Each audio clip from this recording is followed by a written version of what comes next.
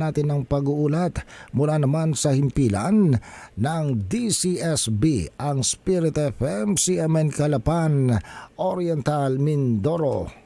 CNN Live Nationwide. Dennis Nebrejo, magandang araw sa iyo. Magandang araw kasama Ariel, magandang araw Calapan City, Oriental Mindoro, magandang araw Pilipinas.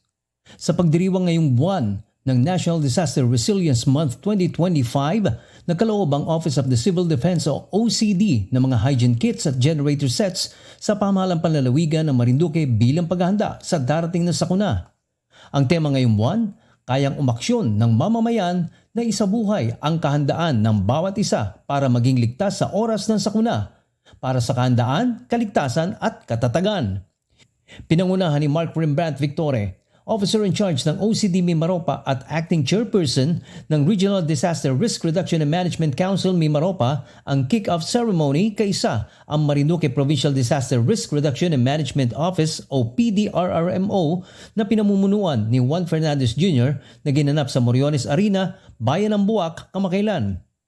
Sinabi ni Victore, ito ay inisyatibo ng gobyerno para sa lahat ng sektor ng lipunan. Hindi lamang ito whole-of-government approach kundi whole-of-society approach mula sa pinakailalim na antas ng lipunan kung saan nagsisimula ang kaligtasan at kahandaan na hindi lamang ito inisyatibo ng pamahalaan kung hindi sa lahat ng sektor ng lipunan. Nasa 2,000 kahon ng hygiene kits ang pinamahagi na nagkakahalaga ng 798,000 pesos habang ang 15 units naman ng generator sets ay umabot naman sa 282,195 pesos. Ayon pa kay Victore, noong nakaraang taon ay nagbigay na sila ng mga rubber boats sa PDRRMO bilang paghahanda sa panahon ng tag-ulan at kalamidad na sakaling maranasan sa lalawigan. Samantala, sinabi ni Fernandez na kanyang mensahe kaisa ang sa tema ngayong taon na kung saan ay maliwanag at malaki ang pag-asa na kayang kumilos ng mamamayan na isabuhay ang kaalaman at kahandaan ng bawat isa para maging ligtas sa oras ng sakuna.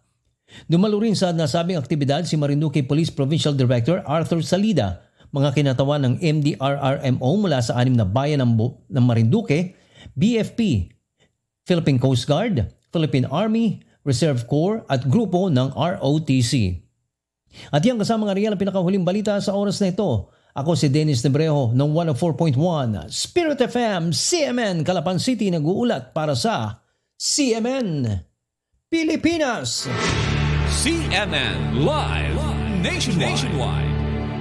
Maraming salamat Dennis Nebrejo mula po naman sa himpilan ng DCSB, ang Spirit FM, CMN Calapan, Oriental Mindoro.